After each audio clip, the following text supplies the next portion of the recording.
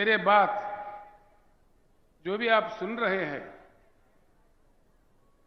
यहीं भूल मत जाइए, यहीं छोड़ मत जाइए। आप वापस अपने गांव या अपने बस्ती, अपने शहर में जाने के बाद जरूर इन बातों पे चर्चा करें, ये मैं आपसे चाहता हूं। इस बात की इस देश में बहुत सख्त आवश्यकता है। देश की विचारधारा में, देश के सोच विचार में, देश को चलने चलाने में एक बड़ी परिवर्तन की आज आवश्यकता है। हमको आजादी मिले 75 साल गुजर गए। सरकारें कई बने, नेता कई आए, आमदार, खासदार, मंत्री, मुख्यमंत्री, प्रधानमंत्री कई बने। उनको हम ही लोग बनाते गए। एक बात पे विचार कीजिए, भाषण तो बड़े लंबे लंबे आते हैं, कई बातें सुनने को आते हैं। सिंपल बात है, सिंपल बात, ये कोई रॉकेट साइंस नहीं है। मैं जो बात आपके सामने रखना चाह रहा हूं, ये कोई रॉकेट वाला मामला नहीं है, बड़ा साइंस कुछ भी नहीं है इसमें, मामूली बात है। 75 साल के आजादी के बाद इतने मुख्यमंत्री, इतने पार्टियां, इतने सरकारें, इतने प्रधानमंत्री बनने के बाद आज देश में ना पीने को पानी मिलता है, ना सिंचाई को पानी मिलता है, ना बिजली मिलता है। ये क्या दिया नहीं जा सकता? ये है, उसकी इन चीजों की उपलब्धि नहीं है। चक्कर क्या है, इस चीज को समझना है। हम समझ के भी ना समझ नहीं रहना चाहिए। एक बार समझ में आया तो एकजुट होना चाहिए। मेरा इतना ही बात है। आज के समय बड़ा दुख होता है, महाराष्ट्र राज्य में सबसे ज्यादा किसान आत्महत्या कर रहे हैं। क्या कारण है,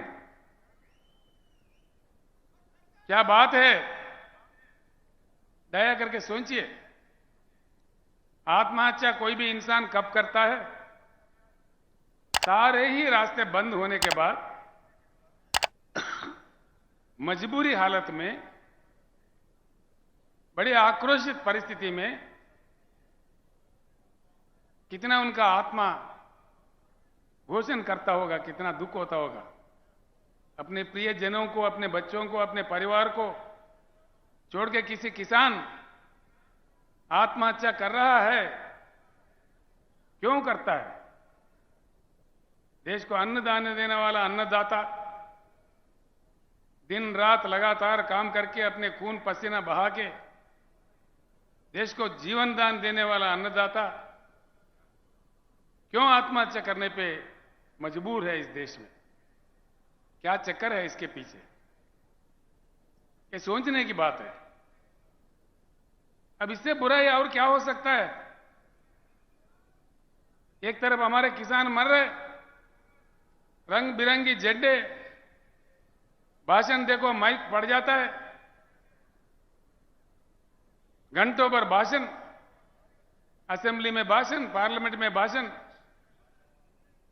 लेकिन किसानों के जो प्रेत, धान के जगह जो प्रेत उग रहे हैं किसानों के खेत में, इसमें रुकावट नहीं आ रही है। इसीलिए बीआरएस का सबसे पहले नारा, हिंदुस्तान में पहली बार किसी पार्टी ने कहा है, वो बीआरएस पार्टी है, अब की बार किसान सरकार।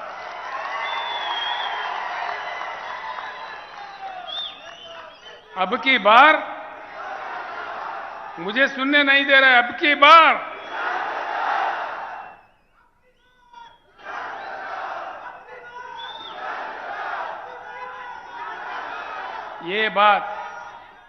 ये बात अगर हमारे किसान समझे, हमारे किसान अगर इस बात को समझे, धर्म के नाम पे, रंग बिरंगी झंडों के नाम पे, जाति के नाम पे, राजनीतिक पार्टियों के नाम पे बंटवारा नहीं होते हुए अगर हम एकत्रित हो, एकजुट हो, वज्रमूठ हो, ये कोई असंभव बात नहीं है। सिंपल बात है, इस देश में किसानों की संख्या 42% से ज्यादा है। 16 करोड़ हमारे किसान परिवार है और उसमें मजदूर खेती, हमारे खेती पे काम करने वाले जो मजदूर भाई है, हमारे साथी है, वो दोनों अगर मिला दिए हम 50% से आगे है। सरकार बनाने के लिए इससे ज्यादा ताकत नहीं चाहिए। एक ही बात गांव में जाके चर्चा कीजिए, आज रात में, आज में, कल में, जब आपको टाइम मिले, अपने दोस्तों के साथ, अपने किसानों के साथ संजीदा बैठ के चर्चा उठाइए। क्या केसीआर ने आके नांदेड़ में ऐसा कहा कि यह बात सच है कि झूठ है? मैं इतना ही आपसे प्रार्थना करता हूं, जो लोग समझते हैं बात को एक दीप से दूसरा दीप जलाए जैसा, बात को फैलाना चाहिए, समझाना चाहिए। मुझे पूर्ण विश्वास है भारत बुद्धिजीवियों का देश है, बुद्धुओं का देश नहीं है। वक्त आने पर, देश को बात समझ में आने पर महापुरुषों को, महानेताओं को यूं तुत्कार दिया।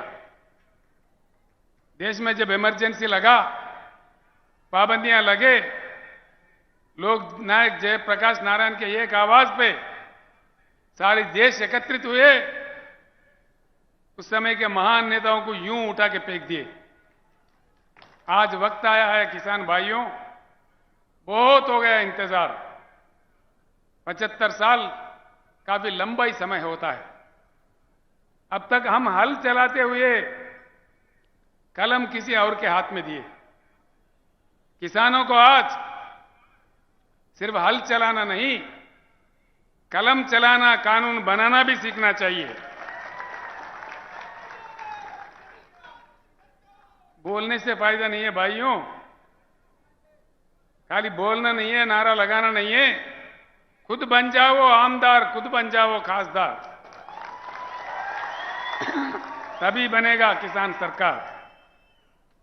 ये चेतना अगर आ गया, मैं एक बात आपके सामने रखता हूं, मैं कोई अमेरिका का कहानी या किसी अन्य देश का कहानी या किसी अन्य राज्य का कहानी नहीं कहता, जो अपने महाराष्ट्र राज्य में उपलब्ध है। भाई क्या बात है, अब एक ही बात है, जब भी चुनाव आता है ना,